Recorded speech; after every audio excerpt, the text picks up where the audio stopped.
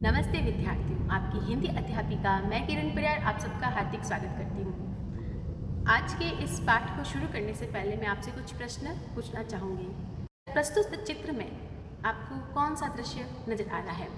यहाँ आप इन्हें क्या नाम संबोधित करोगे? जी हाँ बच्चों, आपने सही पहचाना।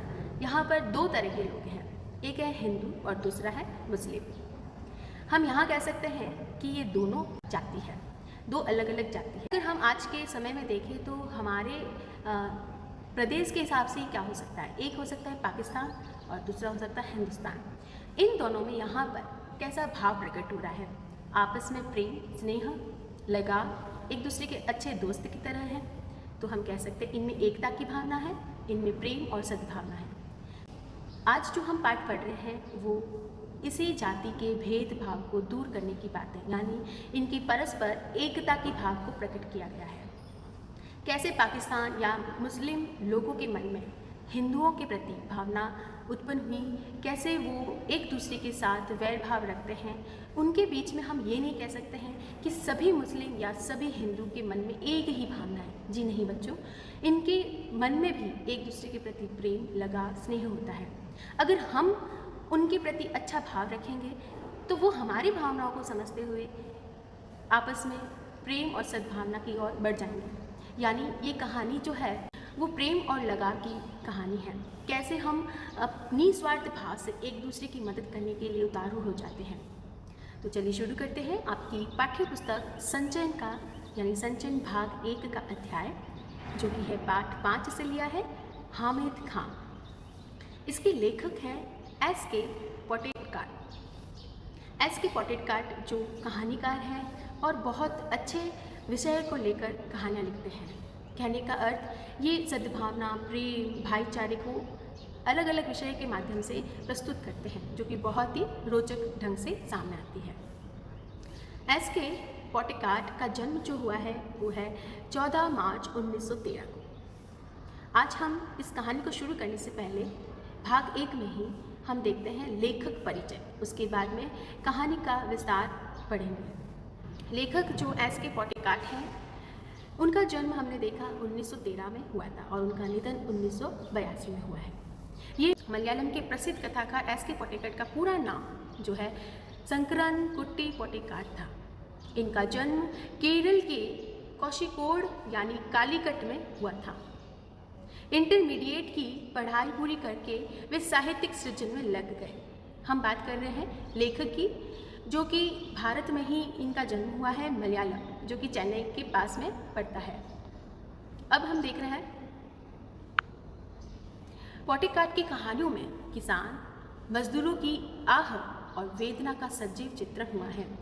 पोटेटकार्ट ने जो कहानियाँ रची हैं उनमें सबसे प्रमुख विषय जो रहा है वो है किसानों के बारे में, मजदूरों के बारे में, उनकी पीड़ाएं, उनकी वेदनाओं, उनकी ऊह आह जो निकल रही, जो दर्द उन्हें हो रहा है, उनको विभिन्न कहानियों, लेखनों के माध्यम से उनके सजीव चित्रों को उकेरा है। यानी जब पाठक उनकी कहानी को पढ़ता है तो उनकी वेदना को महसूस करने लग जाता है, उनके सामने एक चित्र अंकित हो जाता है।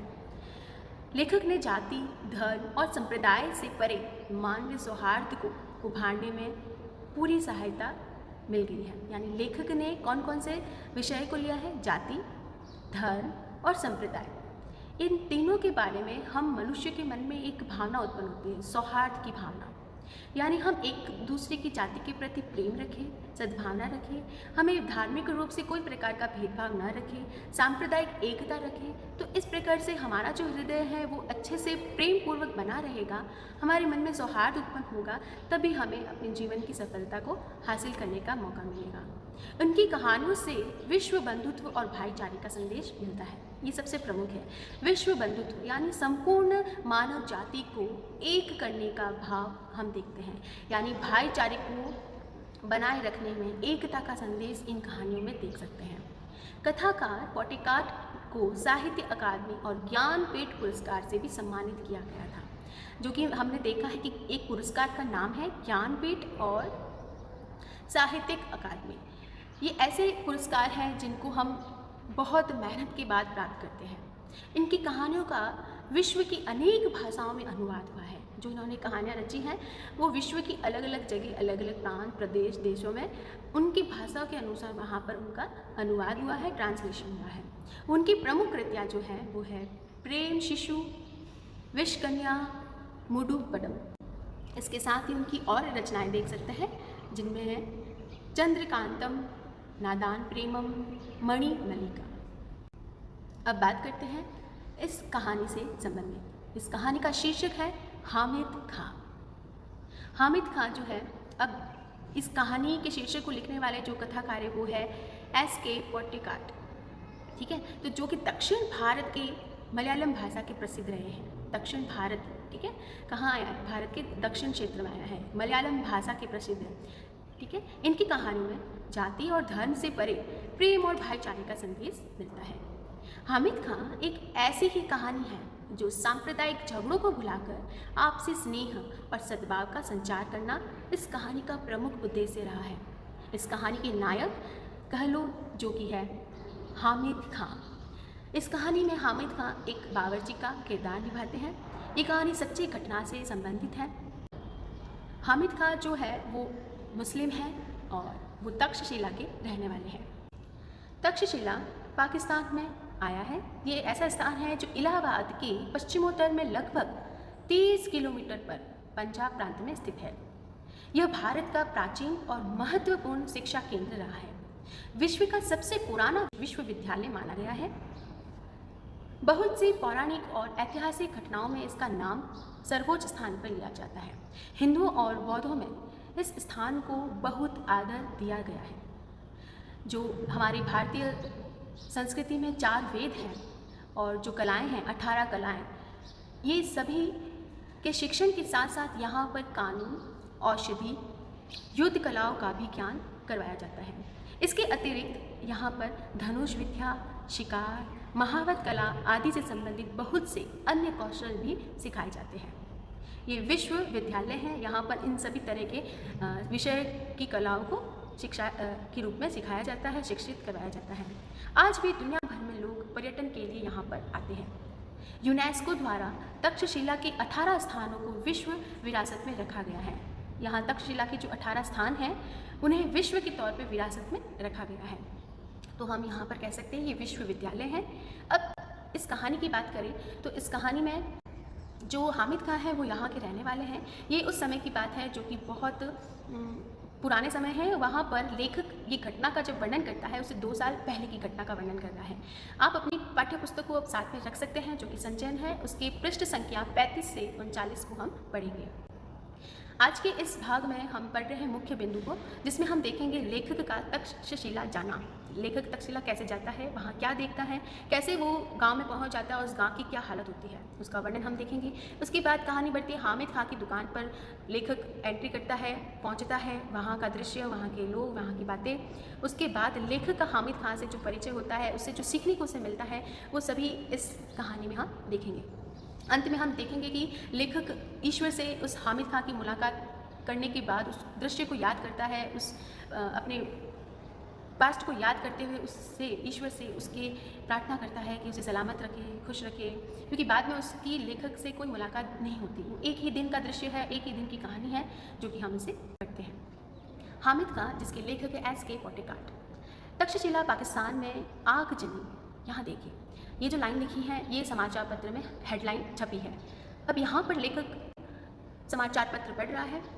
ये कहानी, ये जो टाइटल है, शीर्षक है, वो समाचार पत्र में छपा हुआ है। लेखक कहता है समाचार पत्र की यह खबर पढ़ते ही मुझे हामिद खां याद आ गया। मैंने भगवान से विनती की, हे भगवान मेरे हामिद खां की दुकान को इस आगजनी से बचा लेना। देखो बच्चों, आगजनी का अर्थ होता है कि जहाँ पर दुकान या क्षेत्र को जला दिया जाता है, ठीक है, तो वो स्थान जिसमें आग उत्पन्न हो जाती है, भयानक रूप, विशाल रूप ले लेती है, जो सबको नष्ट कर देती है। तो तक्षशिला जो पाकिस्तान स्थान है, वहाँ पर आगजनी की खबर सुनते ही लेखक बहुत मायूस हो जाता है, ईश्वर से प्रार्थना करता है, क्योंकि उसे उस नाम सुनते ही, जगह का नाम सुनते ही हामिद खां याद आ जाता है, क्योंकि इसका जो भूतकाल था उस समय वो तक्षशिला गया था और उसकी मुलाकात हामिद खां से हुई थी। तो आप अभी देखते हैं कि आप कोई चीज़ को जैसे ही नाम सुनते हैं तो उसका लिंक किसी चीज़ से जुड़ा होता है, तो आपको वो चीज़ तुरंत याद आ जाती है। तो वैसे ही यहाँ पर लेखक बता रहा है। अब लेखक इस कहानी को आगे बढ़ाता है, तब वो जाता है सीधा उसके फ्लैशबैक में। यानी वो भगवान से प्रार्थना कर रहा है यहाँ पर कि हे भगवान, मेरा दोस्त जो हामिद खां है उसकी दुकान को कुछ ना हो। अब लेखक पुरानी घटना को याद करते हुए बोल रहा है, अभी 2 साल ही तो बीते हैं जब मैं तक्षशिला के पौराणिक खंडर देखने गया था। एक और कड़कड़ाती धूप, दूसरी ओर भूख और प्यास के मारे बुरा हाल हो रहा था। ये तक्षशिला की जगह है, यहाँ पर लेखक 2 साल पूर्व ही गया था और वहाँ पर बहुत तेज धूप पड़ रही थी। धूप से बहुत बुरा हाल हो रहा था और चलते चलते भी थक गया था, भूख और प्यास उसे लग रही थी। तो ऐसे में वो तलाश रहा था कि कहीं पर भी कोई ढाबा मिल जाए, कोई खाने की दुकान मिल जाए। लेकिन वहाँ का जो हालात था वो बता रहे हैं कि रेलवे स्टेशन से करीब 5 मील की दूरी पर बसे एक गाँव की ओर निकल पड़ा और वहाँ 5 मील की दूरी पर एक गाँव बसा था। अब लेखक को कोई चारा नहीं था तो वो उस गाँव की ओर बढ़ गया। वो कितने मील दूर है? 5 मील की दूरी पर बसा है। कहाँ से? रेलवे स्टेशन से। हस्तरेखाओं के समान फैली गलियों से भरा तंग बाजार, तंग मतलब बहुत ही आपस में एक दूसरे से चिपका हुआ है ना, सटा हुआ है। कौन? हस्तरेखा, जैसे हाथ की रेखाएं जो होती है आपस में किस प्रकार से एक दूसरे के साथ जुड़ी होती है, वैसे ही जो वहाँ का गांव था, वहाँ की बस्ती थी, उनकी जो गलियाँ थी वो आपस में बहुत ही पास पास थी। तो संकरा रास्ता था, ठीक है। जहाँ कहीं नजर पड़ी वहाँ पर चारों तरफ क्या थी? गंदगी थी, धुआं था, मच्छर था। तो गंदगी से भरी जगह ही देखी गई थी। कहीं कहीं तो सड़े हुए चमड़े की बदबू ने स्वागत किया। अब जहाँ वो प्रवेश कर रहा है तो वहाँ सड़े हुए चमड़े की बदबू सी आ रही थी। लंबे कद के पठान जो थे, वहाँ पर सभी पठान नजर आ रहे थे। तो वो लंबे चौड़े कद के थे और सहज अलमस्त चाल में चलते नजर आ रहे थे, यानी अपनी मस्ती में, धुन में चलते हुए नजर आ रहे थे। कौन? पठान। चारों तरफ चक्कर लगा लिया पर अभी तक कोई होटल नजर नहीं आ रही थी। मन में विचार आया, इस गांव में होटल की ज़रूरत ही क्या होगी। अब जब वो इस दृश्य, इस नज़ारे को महसूस कर रहा है तो उसके मन में एक विचार उत्पन्न हुआ कि इतनी गंदगी है यहाँ पर और ऐसे पठान मस्त मौला घूम रहे हैं, उनको इसकी कोई फिक्र नहीं है, तो यहाँ पर होटल की ज़रूरत ही क्या होगी। अचानक एक दुकान नजर आई जहाँ चपातियाँ सेकी जा रही थी। चपातियों की सौंधी महक से मेरे जो पाँव थे अपने आप उस दुकान की ओर मुड़ गए। अपने अनुभव से मैंने जान लिया था कि परदेश में मुस्कुराहट की रक्षक, मुस्कुराहट यानी थोड़ा सा मुस्कुरा देना ही आपकी रक्षक बनती है। तो परदेश में मुस्कुराहट ही रक्षक और सहायक होती है। सो मुस्कुराते हुए मैं दुकान के अंदर घुस गया। वो अपने अनुभव को बता रहे हैं और उन्हीं अनुभव को हम भी अपने जीवन में अपना सकते हैं। शिक्षा के तौर पे हमें भी ये सीखने को मिल रहा है। तो जो खुशबू आ रही थी रोटियों की, चपातियों की, तो वो उस खुशबू की और बढ़ता गया और उस दुकान में प्रवेश कर जाता है। हामिद का अंदर जब देखता है तो वहाँ का दृश्य क्या होता है, चलो देखते हैं। एक अधेड़ उम्र का पठान अंगीठी के पास सिर झुकाए चपातियाँ बना रहा था। मैंने जो ही दुकान में प्रवेश किया वह अपनी हथेली पर रखे आटे को बेलना छोड़कर मेरी ओर घूर घूर कर देखने लगा। मैं उसकी तरफ देखकर मुस्कुरा दिया। अब लेखक बता रहा है, जैसे मैं अंदर जाता हूँ तो वहाँ का जो पठान था, वहाँ पर जो चपातियाँ बनाने वाला था, वो मुझे काम करते करते आटे की लोई बनाते बनाते मुझे घूर रहा था कि ये अजनबी, ये अनजान सा चेहरा किसका है, कौन यहाँ पर आया है। फिर भी उसके चेहरे के हाव भाव में कोई परिवर्तन नहीं हुआ। वह बेपरवाही के साथ तीखी नज़र से मुझे निहारते रहा था। अब यहाँ पर उसके भाव को बता रहे हैं और बार बार अपने काम के साथ मुझे निहार रहा है, देख रहा है, ठीक है। अब ऐसे में मैंने धीमी आवाज़ में पूछा, खाने को कुछ मिलेगा? अब वो कहता है कि चपाती और सालान है, वहाँ बैठ जाइए। उसने एक मेज की तरफ इशारा करते हुए कहा। मैं बेंच पर रुमाल से हवा करने लगा। मैंने दुकान के भीतर झाँक कर देखा। बेतरतीबी यानी बिना तरीके से उसको लिपा हुआ आंगन जो था उसको देखा और धूल से सनी दीवारें सब जगह नजर आ रही थी। एक कोने में खाट पड़ी हुई थी जिस पर एक दड़ियल यानी दाढ़ी वाला बूढ़ा जो था गंदे तके पर कोहनी टिकाए हुए हुक्का पी रहा था। हुक्के की गुड़गुड़ाहट में उसने अपने आप को ही नहीं बल्कि सारे जहां को भुला रखा था। हुक्के पीने के साथ वो इस तरह मग्न हो गया कि उसको अपनी खबर ही नहीं, न केवल अपनी बल्कि पूरे जहान की खबर नहीं थी। वो अपने ही धुन में मस्त था। भाईजान, आप कहाँ के रहने वाले हैं? चपाती को अंगारों पर रखते हुए उस अधेड़ उम्र के पठान ने पूछा। मैंने जवाब दिया, मालाबार के। उसने यह नाम नहीं सुना था। आटे को हाथ में लेकर गोलाकार बनाते हुए पूछा, यह हिंदुस्तान में ही है ना? हाँ, भारत के दक्षिण छोर मद्रास के आगे। क्या आप हिंदू हैं? हाँ, एक हिंदू घर में जन्म लिया है। उसने एक फीकी मुस्कुराहट के साथ फिर पूछा, आप मुसलमानी होटल में खाना खाएंगे? क्यों नहीं, हमारे यहाँ तो अगर बढ़िया चाय, कॉफ़ी, पानी हो या बढ़िया पुलाव खाना हो तो लोग बेखटके मुसलमानी होटल में जाया करते हैं। वह मेरी बात पर विश्वास नहीं कर पाया। मैंने उसे गर्व के साथ बताया, हमारे यहाँ हिंदू मुसलमान में कोई फ़र्क नहीं है, सब मिलजुल कर रहते हैं। भारत में मुसलमानों ने जिस पहली मस्जिद का निर्माण किया था वह हमारे राज्य के एक स्थान कोडुंगलूर में है। हमारे यहाँ हिंदू मुसलमान के बीच दंगे नहीं के बराबर होते हैं। ये बात लेखक कह रहा है, किसे? हामिद खां को, जो अपने भारत की गुणों को बता रहा है, विशेषताओं को बता रहा है, हाँ, भारत की स्थिति को बता रहा है। उसने मेरी बात को बहुत ही ध्यानपूर्वक सुनकर कहा, काश मैं आपके मुल्क में आकर यह सब अपनी आंखों से देख पाता या देख सकता। अब हामिद खां को विश्वास नहीं हुआ, क्योंकि पाकिस्तान में ऐसी स्थिति नहीं थी, और ये बात सुनकर उसको ऐसा लगा कि काश मैं इस घटना को, इस बात को जो यहाँ असंभव है, मैं अपने आंखों से आपके मुल्क में आकर देख सकता। क्या आपको मेरी बात पर विश्वास नहीं होता? मैंने पूछा। यहाँ मैंने कौन है? लेखक है। मुझे आपकी बात पर तो पूरा यकीन हो गया है, पर मैं इस पर ईमान नहीं कर सकता कि आप हिंदू हैं, क्योंकि यहाँ कोई भी हिंदू आपकी कही हुई बातों को इतने फ़ख्र के साथ, इतने गर्व के साथ किसी मुसलमान से नहीं कर सकता। अब यहाँ पाकिस्तान की बात हो रही है कि वो मुसलमान अपनी जगह की बात कर रहा है कि कोई भी हिंदू इतने फ़ख्र गर्व के साथ अपनी बात नहीं कहेगा। उसकी नज़र में हम आतताई यानी आतंकवादी, ठीक है, तो हम आतताइयों की औलादे हैं। हमें इस हालत में अपनी आन के लिए लड़ना पड़ता है। यही हमारी नियति है, यही हमारा भाग्य है। उसकी आवाज़ में सच्चाई कूट कूट कर भरी थी। मैंने पूछा, आपका शुभ नाम? हामिद खां। वो जो चारपाई पर बैठे हैं वो मेरे अब्बा जान हैं। अच्छा, आप 10 मिनट तक इंतज़ार कीजिए, सालन अभी पक रहा है। मैं इंतज़ार करने लगा। अरे ओ अब्दुल, हामिद खां ने ज़ोर से आवाज़ लगाई। एक छोकरा दौड़ता हुआ आया जो आंगन में चटाई बिछाकर लाल मिर्चें जो है सुखा रहा था। हामिद ने पोस्तो भाषा में, यानी उसकी अपनी दूसरी जो भाषा है उसमें उसे फुसफुसाते हुए कुछ कहा, उसे कुछ आदेश दिया। वह दुकान के पिछवाड़े की तरफ भागा। भाईजान, जालिमों की इस दुनिया में शैतान भी लुक छुप कर चलता है। किसी पर धौंस जमाकर या मजबूर करके हम प्यार मोल नहीं ले सकते। आप ईमान से, मोहब्बत के नाते मेरे होटल में खाना खाने आए हैं। इसी ईमानदारी की मोहब्बत का असर मेरे दिल में क्यों न पड़े।